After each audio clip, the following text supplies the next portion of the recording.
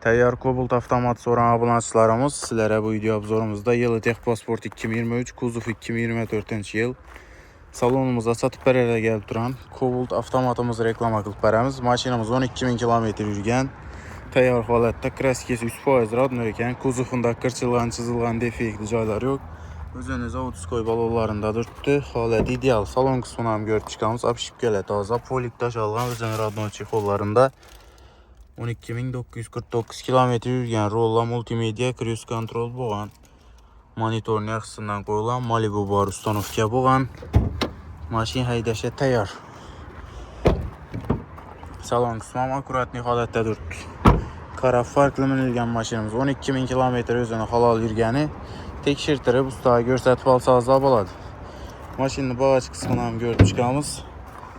Benzində metan propan ustanovka olmalı. Zapaski Dankrat balon külüşə mənərsəsi 10-10'da cayından qozalma yerə düşməyən zapaskələ. Dınıq halətdə avtomobilimiz. Kuzovunda görüşləriniz mümkün, defekli cayları yox heç qanday. Qıllafından külüşdə ezilməyən dınıq halətdə. Narxını 133 milyon soma tutdular. Gəlişib bərlədi üstündən axpılsan idan patpisçiklərimiz bolsa dostlar. Kredit barter əsasından savda qılsazlar boladı. Maşinamız kredit əlində 28 milyon bilən çıxadı. Notarius gərək xəracatları zaddelini 3 milyon 200 min som aylık dolardan 5 yıla kreditə çıxadı.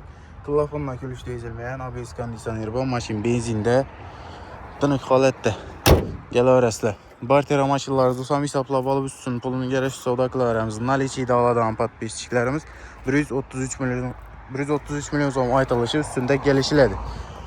Savdakılar rəsəbəyim ağa. Kütüb qalamız əmələriyiz. Bağatəki ülke hafta savda salonumuzda. Bugündən 9 aprel sənəsindən hafta salonumuza satıva gəldi maşinimiz. Kütüb qalamız əmələriyiz. Maşin alamaya ki, maşin satamanda birgən bərçi yurttaşlarımız hafta salonumuza təklif qılıb qalamız sizlərin əmələriyiz.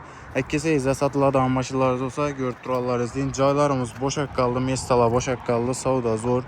Gününə kəmində 5-6 maşinimiz satılıb durdu. Lakin satılıb duran ondan uğrun satıb bərələ maşin kəm gəlib duran səbəbli Viber kəmraq qaldı. Evet, görgən videolarınız bolsa, ban tərəflərimizdən polni maşinlər bilən yiyilib dururdu. Sanaqlı qaldı yine dostlar. Şunun üçün təvsiyə qılıb qalaman maşin temasında bizə bilən birgə işləşləriniz, bizə bilən birgə həmkarlıq qılışlarınız. Gələr rəslə bir like'larına basıb videomuzu dərin yakınlar, dost tanışlar, qarındaşlara yüvərib qoyuşunu yaddan çıxarmanlar. Həmmələri kütüb qalamız. Rəhmət.